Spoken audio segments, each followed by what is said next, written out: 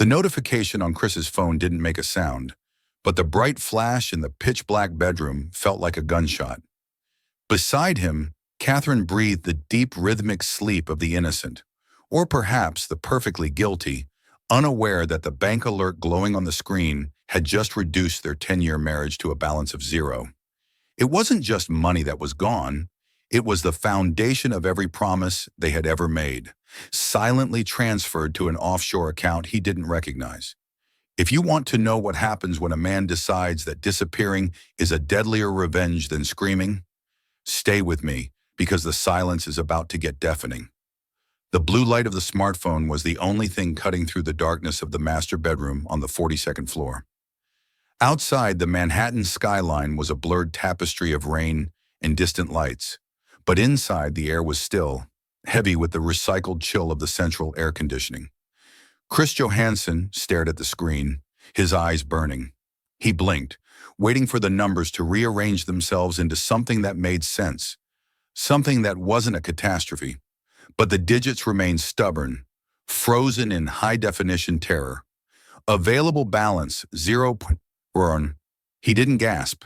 He didn't throw the phone. He felt a strange, hollow sensation in his stomach, as if he were in an elevator that had suddenly snapped its cable, plunging him into a free fall while his body remained perfectly still on the Egyptian cotton sheets. Beside him, Catherine shifted. The rustle of the duvet sounded like thunder in the quiet room. She let out a soft sigh, her hand twitching in sleep, reaching out instinctively for him. Chris watched that hand. The slender fingers, the manicured nails painted a shade of rouge noir she claimed made her feel powerful. On her finger, the diamond solitaire he had spent 2 years saving for caught a stray beam of light from the street below. He pulled his body away, inch by slow inch, until he was sitting on the edge of the bed, his back to her. It wasn't a hack. He knew that immediately. A hack was messy, multiple small charges, a sudden freeze by the bank. This was surgical, a single authorized wire transfer. The beneficiary name on the transaction log was obscured by an LLC he didn't recognize. Vane Ventures Global. But he knew the timing. Yesterday, Catherine had asked him about the routing numbers again. She had claimed she wanted to consolidate their portfolios, to surprise him with a better interest rate she'd heard about from a friend at the gallery. He had trusted her. Why wouldn't he? They were a team. They were the Johanssons. They were 5 years into a plan to open his own architecture firm, a dream built on the $450,000 sitting in that savings account. Now it was gone. Chris stood up, his bare feet sinking into the plush carpet. He walked to the window, the glow of the city illuminating his pale, drawn face. He unlocked his phone, again and opened his email, bypassing his inbox and going straight to the shared cloud folder he and Catherine used for household bills. He didn't find bills. He found a draft folder she had forgotten to clear. There was one PDF download, a brochure for a luxury condo development in Miami, coupled with a flight itinerary for 2. Catherine Johansson and Robert Vane. Departure date, 2 days from now. Chris felt the bile rise in his throat. Robert, the venture capitalist who had bought 3 paintings from Catherine's gallery last month. The man Chris had shaken hands with at the charity gala. The man who had smiled a little too widely, whose hand had lingered on Catherine's waist a second too long. Chris had dismissed his jealousy as insecurity. He had told himself he was being possessive. He looked back at the bed. Catherine was still sleeping, her face relaxed, beautiful, and utterly deceitful. She had emptied him out. She hadn't just taken the money, she had taken the last 5 years of his labor, his late nights, his sacrifices. She had stolen his future to fund a holiday with a stranger. A scream built up in his chest, a primal roar that wanted to shatter the windows and wake the neighbors. He wanted to shake her awake, to drag her out of bed and demand to know why. But as he looked at her, he realized something that chilled him more than the financial ruin. If he woke her up, there would be a scene. There would be tears, excuses, gaslighting. She would blame him for working too much, for being distant, for forcing her into the arms of another man. She would turn herself into the victim. He wouldn't give her that satisfaction. Chris turned away from the bed and walked silently toward the walk-in closet. He didn't turn on the light. He knew where his suitcase was. He wasn't going to fight for the money. The money was gone. He knew how offshore accounts worked. If he stayed, he would be the pathetic husband trying to salvage a corpse. He pulled the suitcase down from the shelf. The zipper hissed softly, a sound like a snake in the dark. He began to pack. Chris moved through the apartment like a burglar in his own home. The plush carpeting of the hallway absorbed his footsteps, but the silence ringing in his ears was so loud he felt physically dizzy. He carried the small duffel bag into the living room and set it down on the leather armchair. The one Catherine had insisted they buy because it anchored the room, though neither of them ever sat in it. He needed to be sure.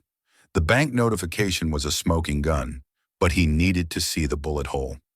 Catherine's iPad lay on the coffee table, resting on top of a stack of Architectural Digest magazines. It was charging, a thin white cord tethering it to the wall like a lifeline. Chris sat on the edge of the sofa and pressed the home button. The screen flared to life, demanding a passcode. He typed in 1014, October 14th, their wedding anniversary. The device unlocked instantly. The irony tasted like copper in his mouth. She used the date of their vows to secure the secrets that were breaking them.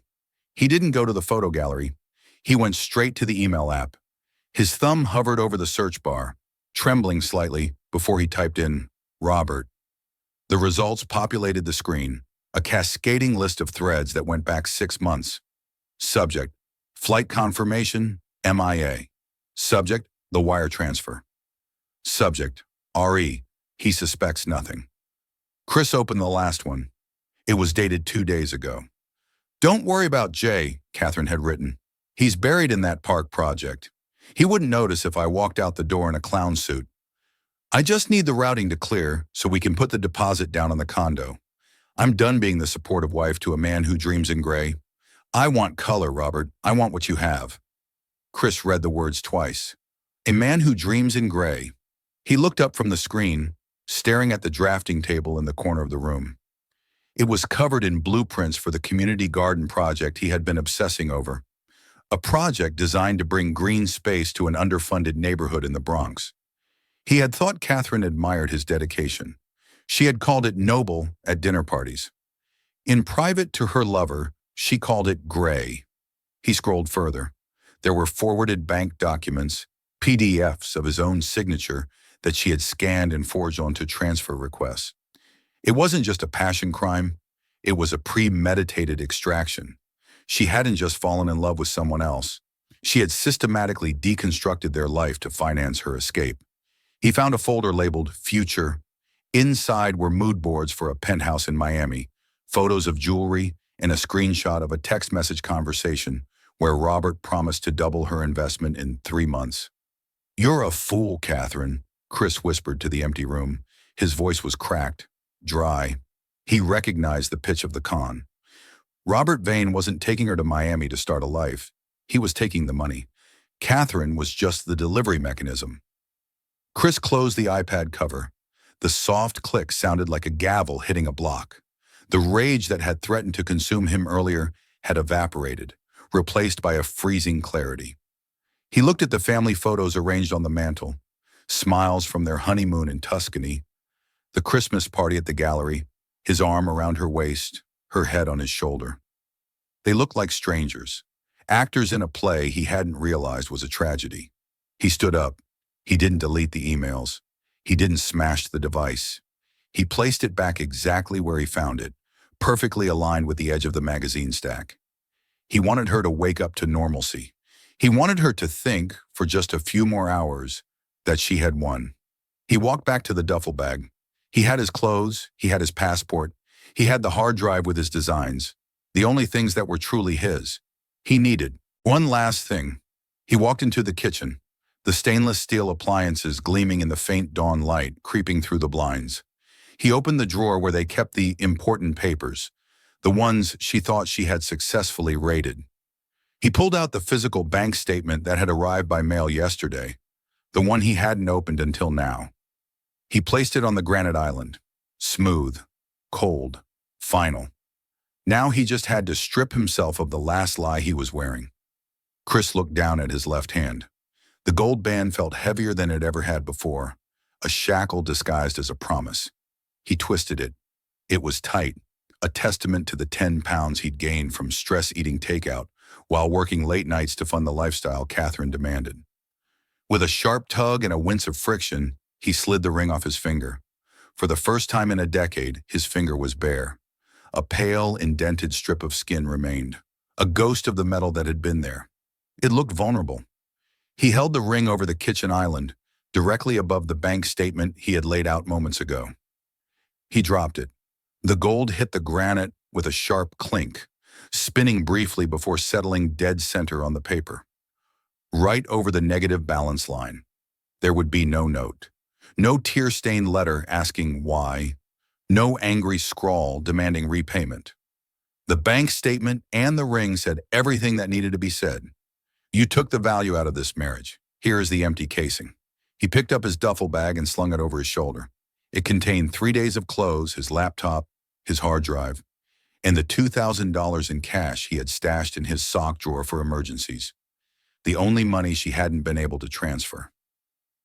He walked toward the foyer, his boots echoing softly on the hardwood. He passed the console table where a framed black and white photograph sat. It was from their engagement shoot in Central Park. They were laughing, Catherine's head thrown back, his eyes fixed on her with adoration. Chris paused. He didn't smash the glass. That would be messy, childish. Instead, he slid the backing off the frame, his movements precise and calm. He removed the photo and folded it once, twice, creating a sharp crease down the middle of their faces. He placed the folded photo next to the ring on the kitchen island. He reached into his pocket and pulled out his set of house keys, the fob for the building, the key to the mailbox, the key to the deadbolt. He laid them down in a neat row beside the photo. He was locking himself out. Once that door closed, he was homeless. He was no longer a resident of this building, no longer a husband, no longer a man with a retirement plan. He took a breath. The air in the apartment smelled of Catherine's expensive lilies and the faint chemical scent of cleaning products. It was the smell of a life that looked perfect and meant nothing. Chris walked to the door. He didn't look back at the bedroom where she still slept. He didn't wonder if she was dreaming of Miami or Robert. He simply turned the handle. The heavy door swung open.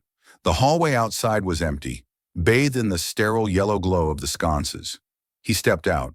As he pulled the door shut, he held the handle to keep the latch from clicking too loudly. He guided it into place until he felt the mechanism engage. Click. It was the quietest sound in the world, yet it felt like a guillotine blade dropping. He walked to the elevator and pressed the down button. When the doors slid open, he stepped into the mirrored box and saw his reflection. He looked tired, pale, and older than his 34 years. But as the elevator began its descent, dropping floor by floor away from the penthouse life he couldn't afford, Chris felt a strange sensation in his chest. It wasn't fear, it wasn't relief, it was lightness. He walked out of the lobby, nodding once to the night doorman, who looked surprised to see him with luggage at 5 a.m. "Early flight, Mr. Johansson?" the doorman asked pleasantly. "Something like that, Henry," Chris replied. He pushed through the revolving doors and stepped onto the wet pavement of the Upper East Side. The rain had stopped, leaving a thick mist clinging to the streetlights. He turned his collar up against the chill and began to walk, not toward the subway, but toward the bus terminal. Chris Johansson had left the building. Now he just had to disappear. The sun was already high when Catherine woke up, slicing through the gaps in the blinds and heating the expensive duvet. She stretched, her body languid and heavy with sleep, a small smile playing on her lips. For a moment, she forgot. For a moment, she was just a woman waking up in a beautiful apartment. She rolled over, reaching out a hand to drape it over Chris's chest. Her fingers met only the cool, crisp texture of the sheet. "Chris," she murmured, her voice thick with sleep. Silence answered her, not the comfortable silence of a partner reading a book in the next room, but a hollow, vacuum-sealed silence. She sat up, frowning. Chris was a creature of habit. On Saturdays, he made coffee. The apartment should smell like roasted beans and cinnamon. Today, it smelled of nothing. She grabbed her silk robe and tied it loosely around her waist. "Chris, are you here? I overslept." She walked into the living room. The TV was off. The curtains were drawn. The drafting table in the corner was dark. A prickle of unease started at the base of her neck. She told herself he had probably gone for a run, though Chris hadn't run in years. She turned toward the kitchen. The scene on the granite island stopped her dead in her tracks.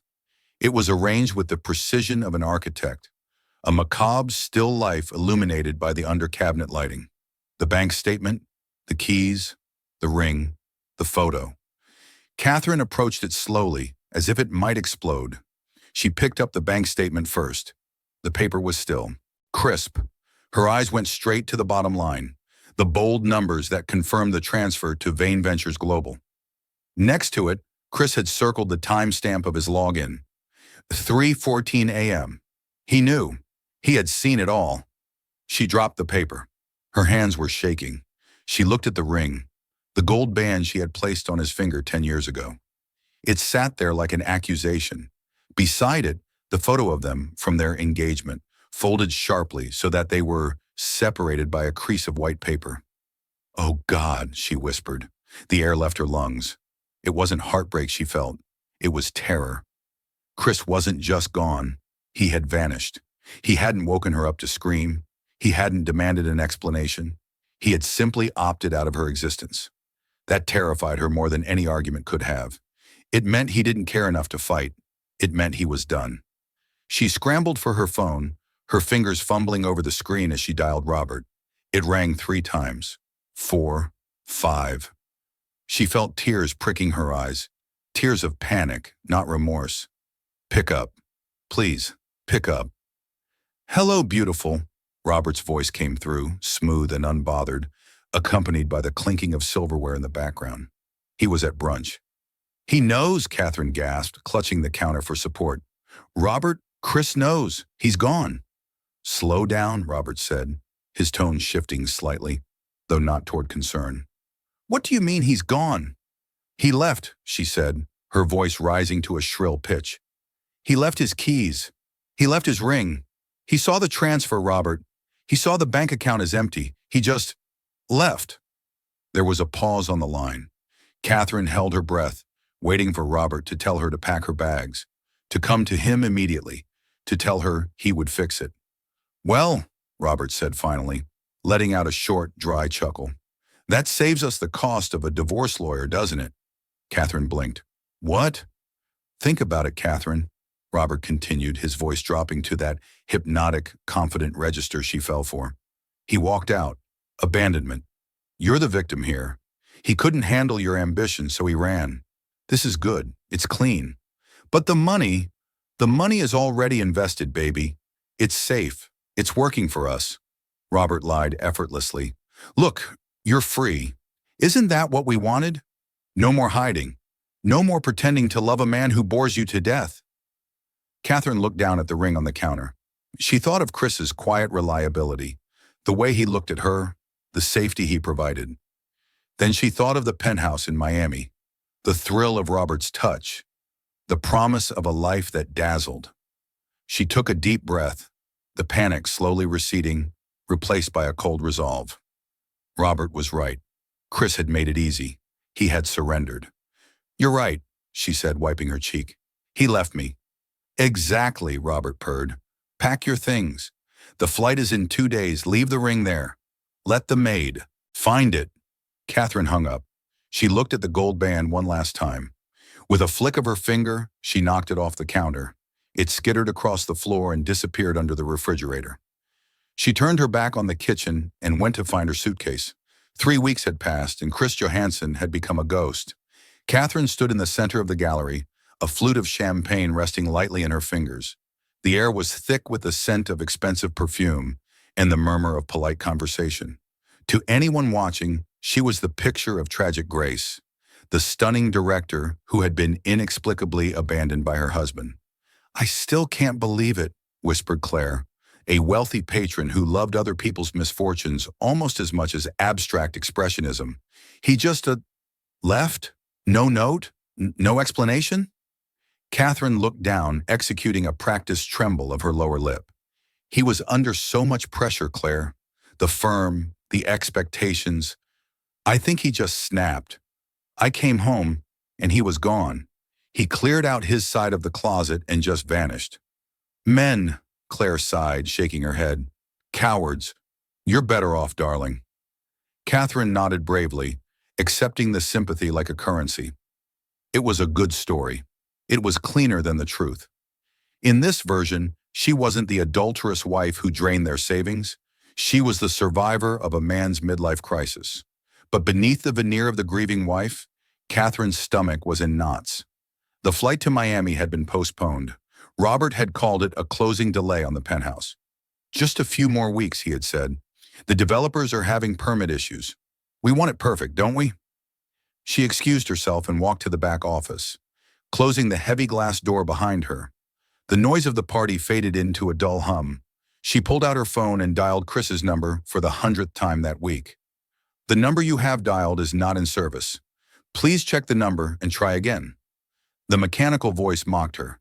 She had hired a private investigator a week ago, using her corporate credit card. The man had called her back yesterday with nothing. No credit card usage, no new lease signed, no flight manifest. Chris hadn't just moved. He had erased himself. It was unnerving. If he was angry, why hadn't he sued? If he was heartbroken, why hadn't he drunk dialed her? The silence felt like a trap. It felt like he was waiting for the other shoe to drop. Her phone buzzed, startling her. It was a text from Robert. Need you to cover the retainer for the interior designer in Miami. 15 can. My accounts are tied up in the escrow freeze until Friday. Can you handle it, babe? Consider it your first touch on our new home. Catherine stared at the screen. She didn't have $15,000. The joint savings were gone, transferred to Robert's investment vehicle. Her own checking account was running on fumes from her salary, which barely covered the rent on the apartment now that Chris's income was gone. She typed back, I'm a little tight until payday. Can it wait? The response was instantaneous. Thought you wanted this life, Elle. Don't worry about it. I'll tell the designer we're not interested. Maybe we should look at something smaller. Panic flared in her chest. Smaller meant failure. Smaller meant ordinary. She couldn't go back to ordinary, not after what she had done. She opened her banking app and navigated to her credit card limit. She requested a limit increase. Approved. She transferred the money to Robert. Done, she texted. Can't wait to see the sketches. She put the phone down, her hands trembling. She was leveraging debt to chase money she had already stolen. It was a dangerous cycle, but she told herself it was temporary. Once they got to Miami, once the investment paid out, she would pay everything off. She walked back out to the party, fixing her smile before she crossed the threshold. She was Catherine Johansson, the woman who deserved more. Chris was just a ghost, a bad memory fading in the rearview mirror. But as she laughed at a joke she didn't hear, she couldn't shake the feeling that the ghost was watching her, waiting for the moment she stopped running. 6 months after Chris walked out, the silence in the penthouse had changed texture. It was no longer the quiet of a waiting room. It was the stifling, dusty silence of a tomb. Catherine sat at the kitchen island, staring at the stack of envelopes that had become her daily morning ritual. Past due, final notice, eviction warning. The management company had been polite at first, then firm, and now litigious. The rent on the apartment was astronomically high, and without Chris's salary, Catherine's paycheck from the gallery barely covered the utilities and the minimum payments on the 3 credit cards she had maxed out for Robert. Just a liquidity issue, Robert had texted 3 days ago. Funds clear Tuesday. Pack your bags, babe. We're out of here. Today was Wednesday. Catherine checked her phone. No text. She dialed his number. It rang once, then clicked. The subscriber you are trying to reach is not accepting calls at this time. Her stomach dropped, a sensation like swallowing ice. It wasn't the out-of-service message Chris had. It was a block, or a burner phone that had been discarded. She grabbed her coat, ignoring the trembling in her hands. She needed to see him. She needed to go to the office of Vane Ventures Global in Midtown. She had only been there once in the beginning, when he had shown her the view from the 30th floor and promised her the world. The cab ride felt interminable. The city was gray, locked in the grip of a relentless autumn drizzle. When she arrived at the glass and steel tower, she marched to the reception desk, her heels clicking with a frantic urgency that made the security guard look up from his monitor. "I'm here to see Robert Vane," she said, trying to project the authority she no longer felt. "Vane Ventures, 30th floor." The receptionist, a young woman with a bored expression, typed a few keys. She frowned. "Vane Ventures?" "Yes," Catherine snapped. "He's a tenant. Suite 3004. "Ma'am, Suite 3004 is currently vacant," the receptionist said, not looking up.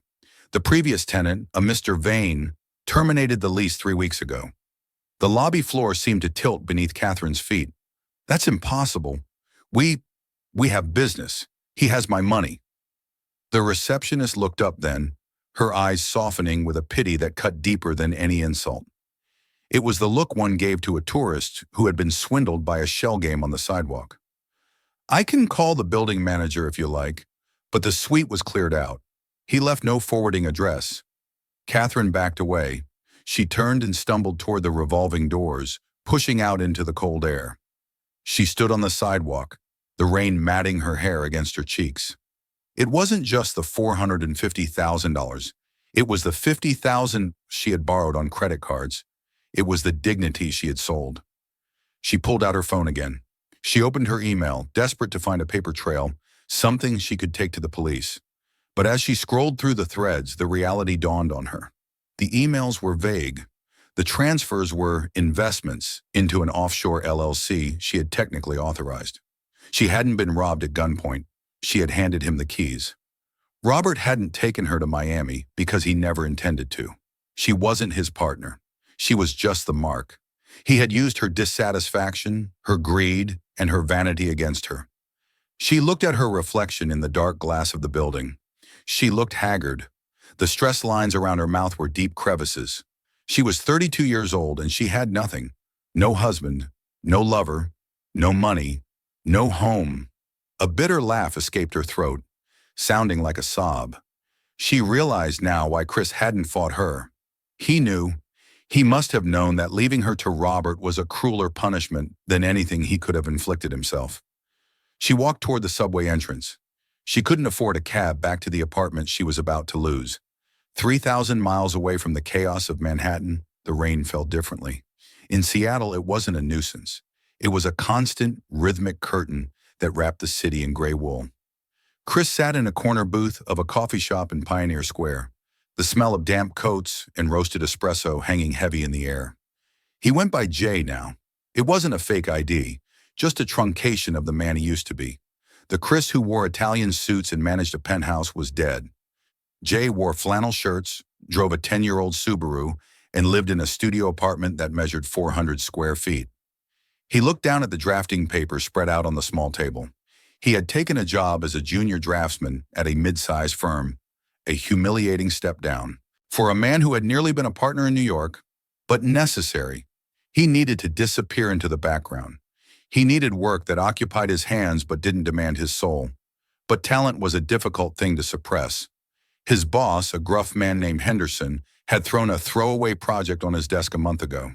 A blighted lot in the industrial district that the city wanted to turn into a pocket park. The budget was non-existent.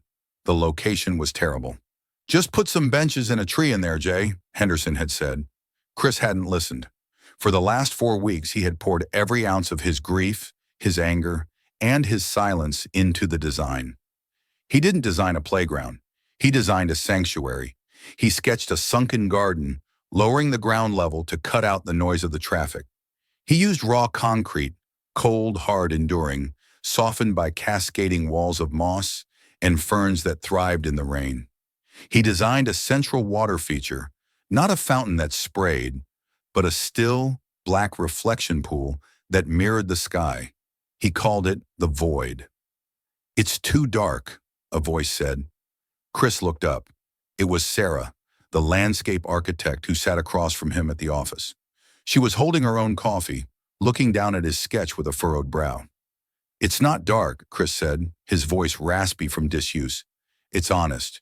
People don't go to parks to pretend they're happy. Sometimes they go to be alone." Sarah looked at him, really looked at him, for the first time in months. She saw the shadows under his eyes, the ring finger that still looked slightly indented, though the skin had tanned over. "You're not really a junior draftsman, are you, Jay?" she asked quietly. Chris stiffened. The instinct to run flared up, the same instinct that had pushed him out the door of his marriage.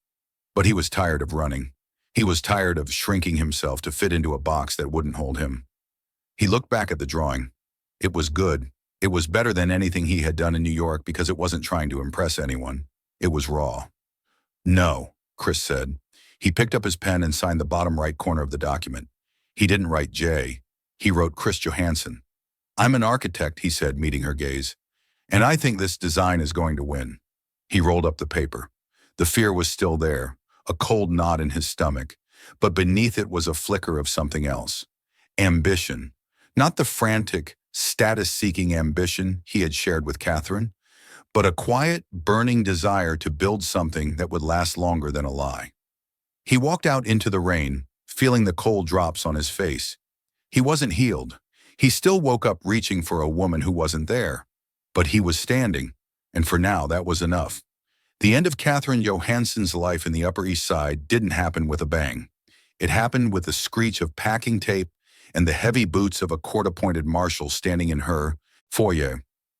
"You have 10 minutes to clear the remaining personal items, ma'am," the marshal said. He wasn't unkind, just bored. He had done this 3 times today. Catherine stood in the center of the living room, clutching a Louis Vuitton tote bag that contained her passport, a few changes of underwear, and the last of her jewelry. The apartment, once an airy sanctuary of light and art, now looked like a picked-over carcass. The furniture, technically leased under the company name Chris had set up, had been repossessed 2 days ago. The walls were bare, the pale squares where paintings used to hang looking like bruises on the plaster. She didn't argue. There was no one left to argue with. She walked out the door, the click of her heels echoing on the marble floor of the hallway. She didn't look back. She couldn't bear to see the space that had defined her worth reduced to square footage and debt. Down in the lobby, Henry the doorman was helping an older woman into a cab. He saw Catherine approach with her single suitcase and the tote bag.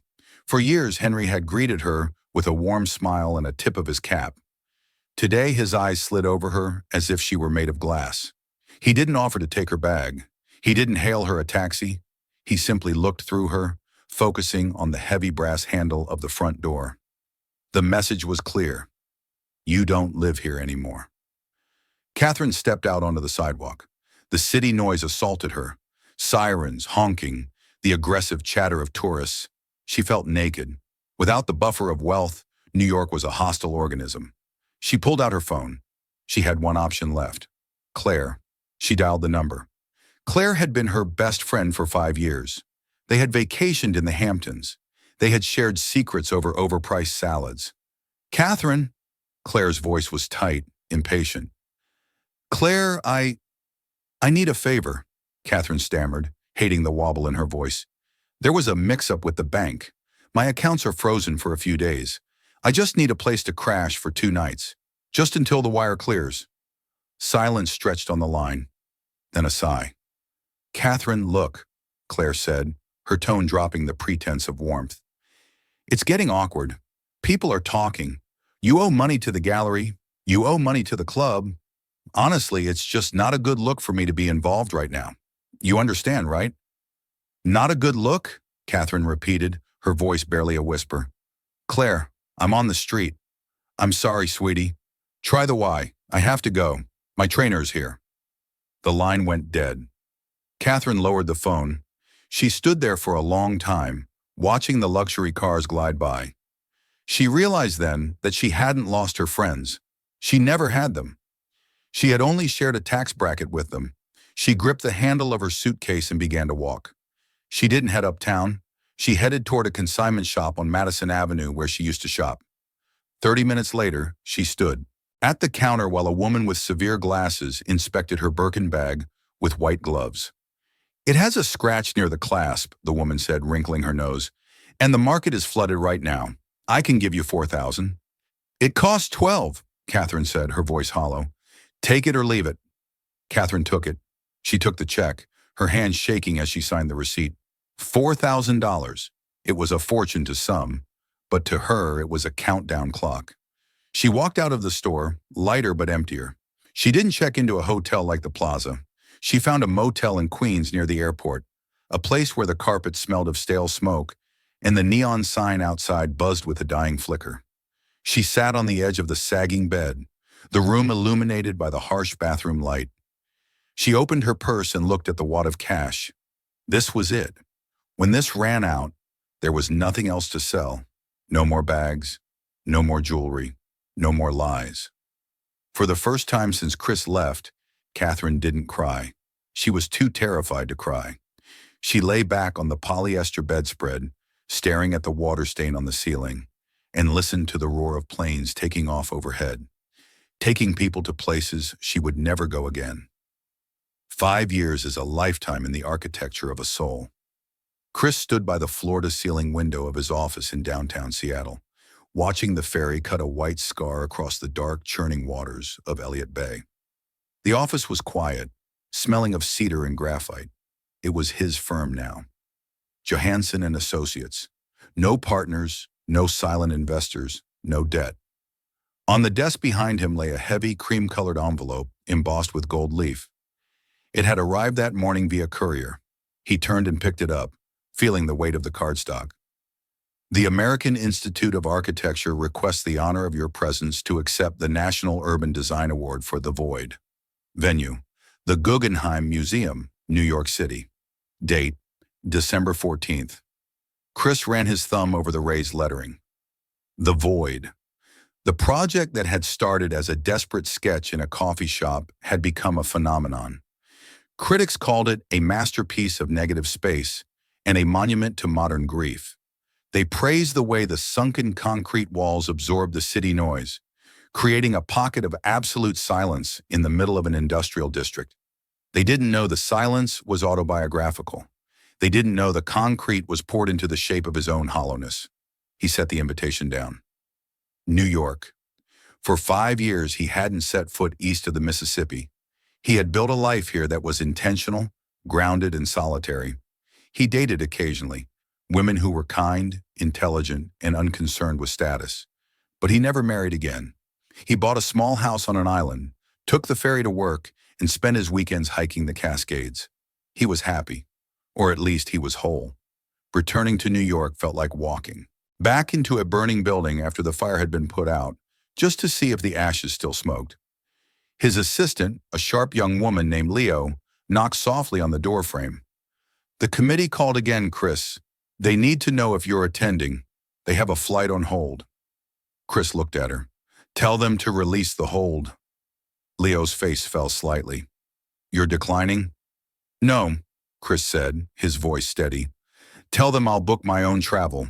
I don't want them controlling my itinerary. He sat down at his computer. The screen reflected a face that had changed. The softness of his 30s was gone, replaced by sharper angles and silver at his temples. He looked like the materials he worked with, weathered, durable. He navigated to the airline website. He didn't book first class. He booked economy plus. He didn't need the legroom to prove he was important anymore. New York, the city where he had been stripped clean. The city where Catherine... He paused. The name didn't bring the sharp stab of pain it used to. It felt like a dull ache from an old injury, noticeable only when the weather changed. He wondered briefly where she was. The last he had heard, through a mutual acquaintance years ago, was a rumor about bankruptcy, a foreclosure. But rumors in New York were like pigeons, everywhere and mostly dirty. He clicked purchase. He wasn't going back to show her what she had lost. He wasn't going back to gloat. He was going back because the work was his. The award was his. The life he had rebuilt belonged to him, and he refused to let a zip code scare him away from his own achievement. Chris stood up and grabbed his coat. He walked out of the office, nodding to his team.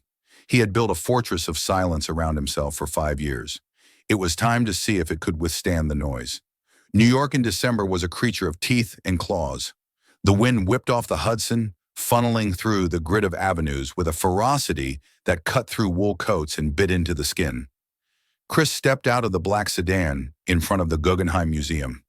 The spiral white structure rose against the night sky like a coiled shell, alien and beautiful amidst the rigid rectangles of Fifth Avenue. He adjusted his scarf, the cold air filling his lungs. It tasted of roasted chestnuts, exhaust, and old money. It tasted like memory. He walked up the steps, bypassing the press line that was snapping photos of a minor celebrity. Inside, the rotunda was a hive of activity. The air was warm, perfumed, and buzzing with the low-frequency hum of power. Waiters in white jackets moved like ghosts through the crowd, carrying silver trays of champagne. The same champagne Catherine used to drink, the same crystal flutes that used to signify arrival. Chris took a glass, not because he wanted it, but because it was a prop. "Mr. Johansson?" A woman in a structured velvet dress approached him. She was the head of the award committee. "We are so honored. The void. It's transcendent. The way you utilize silence as a structural element, breathtaking." "Thank you," Chris said. His voice was lower than it used to be, rougher around the edges. "Silence is a heavy material. It takes a lot to support it." She laughed, thinking it was a metaphor. Chris didn't smile. He moved through the crowd, shaking hands, nodding. He recognized faces. There was the developer who had once snubbed him at a lunch meeting. There was the gallery owner who had showcased the artist Catherine was obsessed with. They looked older, their faces tighter, their smiles a little more frantic. Chris felt like a traveler from a different timeline. 5 years ago, he would have killed to be in this room. He would have checked his reflection in every window, worried about his tie, worried about whether he belonged. Now he knew he didn't belong, and that was his armor. He looked at the women in their backless gowns and the men with their Patek Philippe watches. He didn't see success. He saw leverage. He saw debt. He saw the desperate, clawing need to be relevant that had driven Catherine to empty his bank account. It all looked so fragile now. A single bank notification, a single bad investment, and this entire room could evaporate. The ceremony began. Chris walked to the podium to accept the heavy glass prism of the award. The applause was thunderous, echoing up the spiral ramp.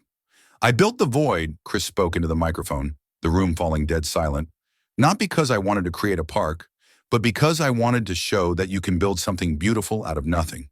When everything is taken away, the space that remains isn't empty. It's open." The applause resumed, louder this time. They loved the speech. They thought it was about urban planning.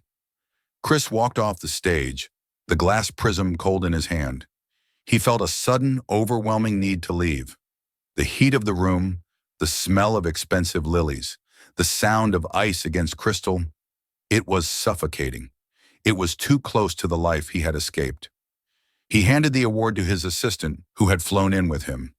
"Take this back to the hotel, Leo. You're leaving. The dinner hasn't started." "I need air," Chris said. He retrieved his heavy wool coat from the cloakroom and pushed through the heavy glass doors, stepping back out into the freezing night. The silence of Fifth Avenue was a relief. Snow had begun to fall, large, wet flakes that stuck to the pavement. Chris buttoned his coat and started walking. He didn't hail a cab. He just walked, letting the cold numb the ghost pains of his past, unaware that the past was huddled just 3 blocks away, waiting for him. The snow was falling harder now, coating the gray sidewalks of Fifth Avenue in a deceptive blanket of purity. Chris walked with his hands deep in the pockets of his cashmere coat, the cold air stinging his face. He passed the darkened windows of luxury boutiques, Prada, Tiffany, Bergdorf Goodman. Inside, mannequins posed in frozen ecstasy, draped in silks and furs, indifferent to the temperature outside. He stopped at a crosswalk, waiting for the light to change. The city was quiet, that rare muffled silence that happens during a heavy snowfall, when the tires of taxis hiss rather than roar. To his right, nestled into the alcove of a high-end jewelry store, was a bundle of rags. It was a common sight in New York, a tragic piece of the urban furniture that most people learn to edit out of their vision. Chris had learned to look past it too, a survival mechanism from his years living here. But as he turned to check for traffic, a movement caught his eye. The figure under the blankets shifted, pulling a layer of plastic sheeting tighter against the wind. A hand reached out to adjust the covering. It was a small hand, red and chapped from the cold, the nails jagged and dark with grime. But it wasn't the hand that stopped him. It was the gesture. It was a specific, fussy way of tucking the fabric, a precise, irritated twitch of the wrist that he had seen 1,000 times before. He had seen that gesture when she adjusted a silk scarf, when she straightened a napkin at a dinner party, when she smoothed the duvet on their bed. Chris froze. The traffic light turned green, the white walk symbol illuminating the falling snow. But he didn't move. He took a step toward the alcove. His heart began to hammer against his ribs, a slow, heavy thud that drowned out the city sounds. "Excuse me," he said. His voice was low, barely a whisper in the wind. The figure stiffened. The person beneath the blankets curled tighter, turning their face toward the stone wall of the building, trying to disappear into the masonry. "Go away," a voice rasped. It was rough, broken by coughing, stripped of its cadence. But the pitch, the underlying timbre of it, was unmistakable. Chris felt the blood drain from his face. He stepped closer, his shadow falling over the huddled form. "Catherine!" The name hung in the air, heavy and impossible. Slowly, agonizingly, the figure turned. The woman pushed back the hood of a soiled, oversized men's parka. Her hair, once glossy and perfectly blown out, was matted and gray, chopped short in a jagged, uneven cut. Her face was gaunt, the skin windburned and mapped with deep lines of exhaustion. She looked 20 years older than the woman who had slept in his bed 5 years ago. But the eyes were the same, those wide, hazel eyes that used to sparkle when she looked at a diamond, that used to darken when she lied. Now they were filled with a terror so absolute it was hard to look at. She looked up at him, at his polished shoes, his tailored tuxedo trousers, the heavy wool coat that cost more than she had likely seen in years. Recognition flickered in her gaze, followed instantly by a crushing, humiliating shame. She didn't scream. She didn't beg. She gasped, a sharp intake of breath like she had been punched, and pulled the blanket up over her face, hiding herself completely. "No!" she whimpered from beneath the pile of rags. "No! No! No!" Chris stood there, the snow melting on his shoulders. He looked at the window behind her. It was the same jeweler where she had once dragged him to look at an anniversary bracelet they couldn't afford. She was sleeping in its doorway, guarding the entrance to a world that had consumed her and spit her out. The anger he had carried for 5 years, the cold resolve that had fueled his success, it all vanished. It didn't explode. It just dissolved, leaving behind a profound, aching sadness. He wasn't looking at a monster. He was looking at a ruin. "Catherine," he said again, not as a question this time, but as an acknowledgement. He knelt down in the snow, ruining the knees of his suit pants. He didn't touch her. He just stayed there, a witness to the wreckage, while the snow continued to fall, burying the past in white. Catherine lowered the dirty wool blanket inches at a time. Her face was a landscape of exposure.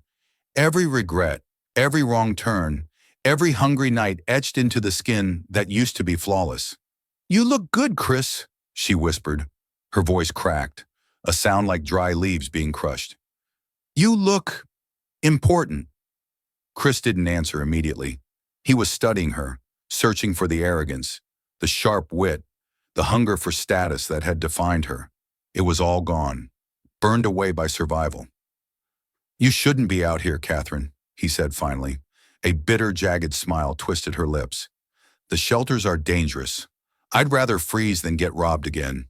Besides," she looked at the jewelry store window behind her, at the diamonds glittering under the halogen lights. "I like the view. It reminds me of what I almost had." It was the most honest thing she had ever said to him. Even now in the gutter, she was haunting the things she couldn't afford. The tragedy wasn't just that she was homeless. The tragedy was that she was still the same person, just without the means to hide it. "Robert?" Chris asked. He needed to know. "Gone," she said, staring at his shoes. "Years ago. He didn't even leave a note. Just like you." She paused, her eyes flickering up to meet his. "But you left me a house. He left me a debt." She shivered violently, a spasm that shook her small frame under the layers of rags. Chris reached into his inner pocket. He pulled out his wallet. He had about $500 in cash, emergency money for the trip. He also had the card for the hotel where he was staying, a warm, safe place with room service and clean sheets. For a second, the impulse to save her flared hot in his chest. He could hail a cab. He could take her to the hotel, pay for a week, buy her clothes, get her help. It was what a hero would do in a movie. But this wasn't a movie. This was the wreckage of a life she had actively chosen to dismantle. If he picked her up now, he wasn't saving her. He was just interrupting her. Consequences. He knew with a calm and terrible certainty that if he brought her back into his life, she would eventually drain him again. Not of money this time, but of peace. He took the cash out of the wallet.